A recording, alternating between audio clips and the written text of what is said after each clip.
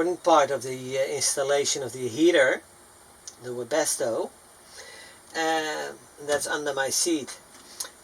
One thing I have to say, that I'm single, I'm always driving alone, so instead of installing a swivel, I turn around the pedestal of the passenger seat permanently. So that's turned around 180 degrees, so you have to keep that in mind. First two things I have to do is clean the car, as well as, and that's just for convenience, I'll probably take out the entire pedestal, so it's can reach things easier than with it.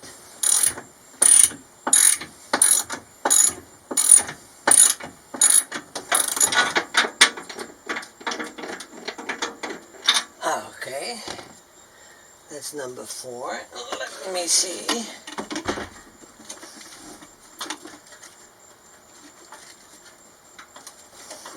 Just a little plastic clip. If I can remove that, makes it a lot easier.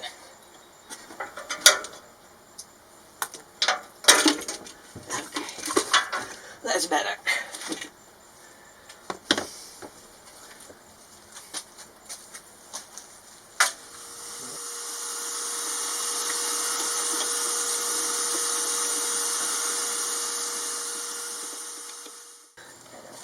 I have to do a couple of things first. I have to locate the water heater, and since there is only a very limited strip available underneath that I can reach, that strip is probably about 2 inches wide, and this bolt is at the center of it, so this should be the center line where these 2 outlets, that's the water heater, that's the heater, sorry, not the water heater, where these 2 outlets are.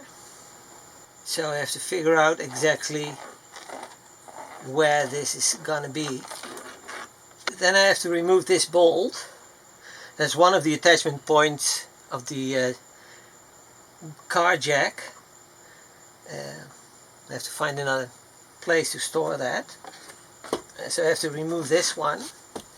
And I have to remove a piece of this plastic.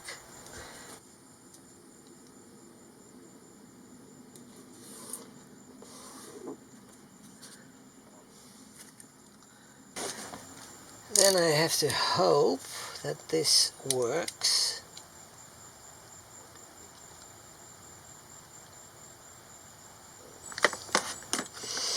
Okay, let me see.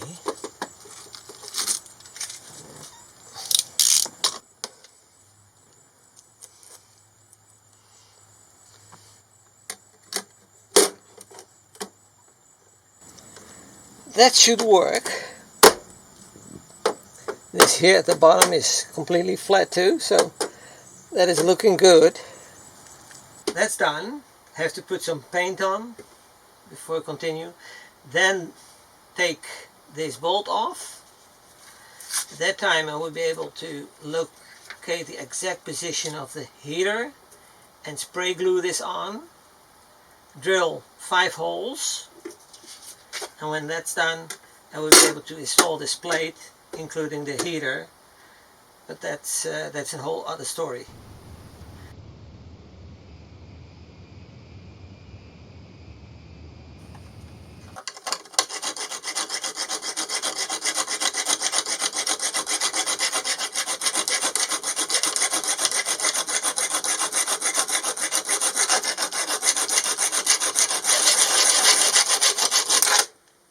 Okay, that's fairly good. Well, after an hour measuring and measuring again, measuring again, I hope I have the right locations. I use this plate to help me with that.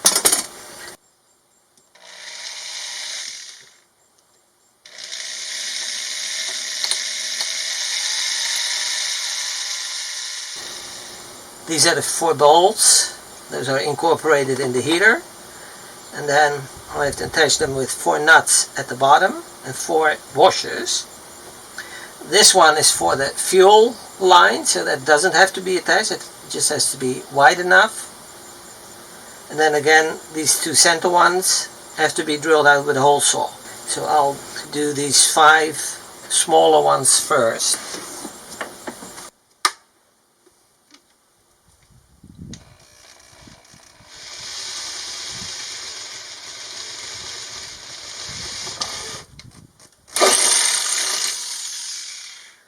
That was easy.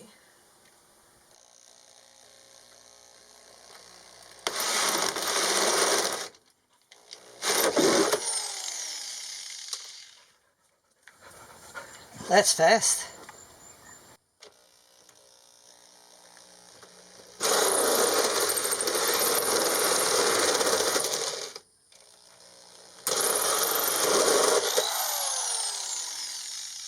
That's better.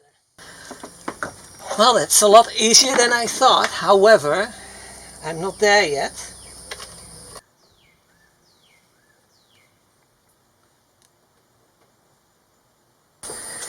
I got it in, however, there's absolutely no room, which I knew, there's no room left on this side.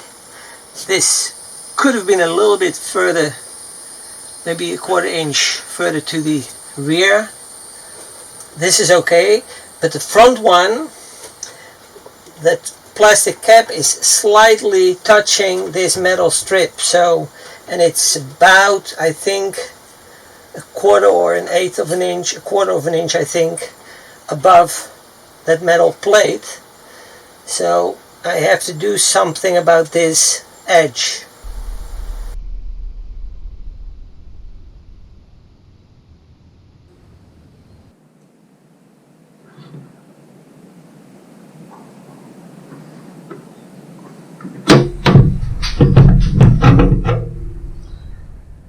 That should be sufficient.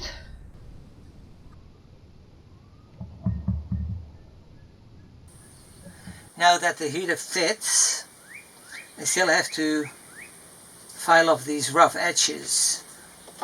And I'll probably use a regular file for that, as well as sandpaper, because rough sandpaper, that works often even better.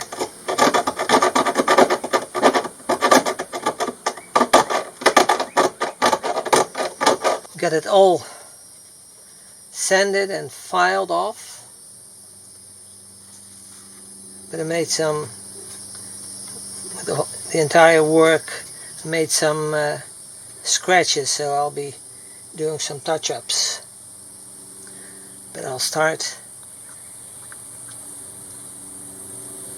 as far down as I can.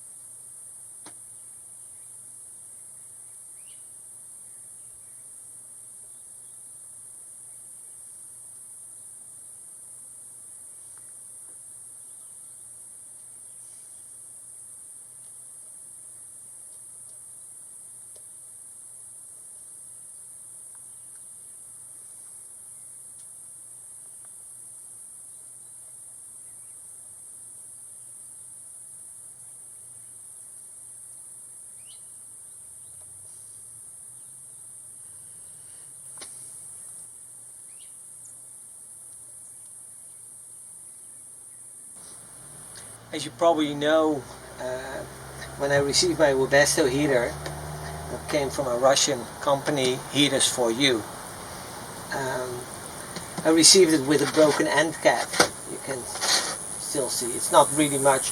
It wasn't really the biggest problem. I could have used it with some repairs, but I talked to them about it, and it took them 2 times, but it may have been my mistake, I don't know, it wasn't delivered, but they sent it to me for the 2nd time as well, quite fast, without any problems, so a good experience with that firm.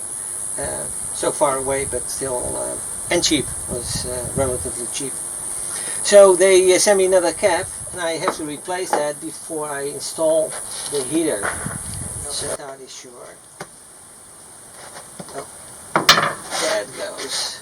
That was easy. Oh no, this is open to that. That's okay.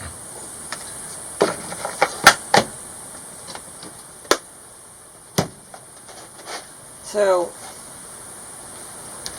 that was a quick and easy repair. And now I can install it. I got a rubber seal, and that has to be applied to the heater. That's the bottom. Okay. Now that's entirely flat. I have to put some silicone on here between the bottom and this metal plate, so the bottom is completely sealed off as well, and the rubber seal will go on top of this metal plate and will do its job. I'm already prepared for the nuts. They all come in separate plastic bags. It's beautiful. 4 nuts and 4 washers that go on these 4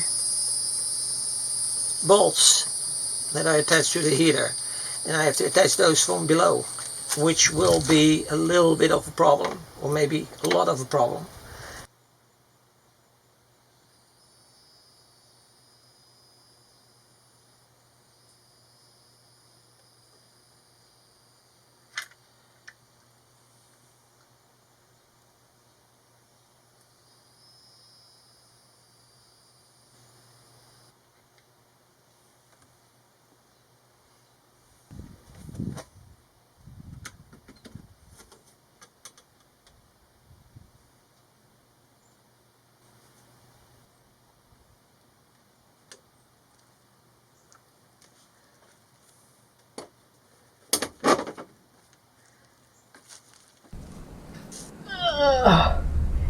Here I am.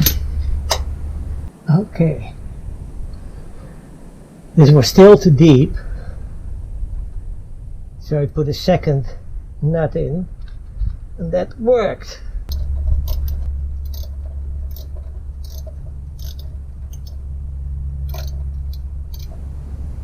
I'm not able to do these two that are out of the way, so the first thing that I'll do is really tighten the two that I have, and then try with another wrench.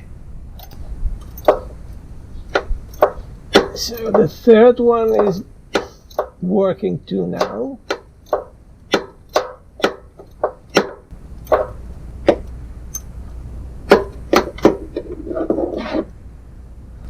That one is good. This was the area where I had to put those nuts on and those washers, and that was difficult. The two on the left are okay, but there was really just sufficient space to do it on the right hand side with a small wrench. And you have to have some thin fingers, because if your hands are too big, then you can forget it. But it's in now, so now I still have to do the work inside the van, and I have to connect all those wires and fuel lines, but that's for next time. Hi guys, this is Joey, and we're building a one-of-a-kind RV. Thanks for watching our YouTube channel. If you enjoyed the video, give us a like and subscribe, or better yet, leave a comment. Thanks guys, you've done a good job.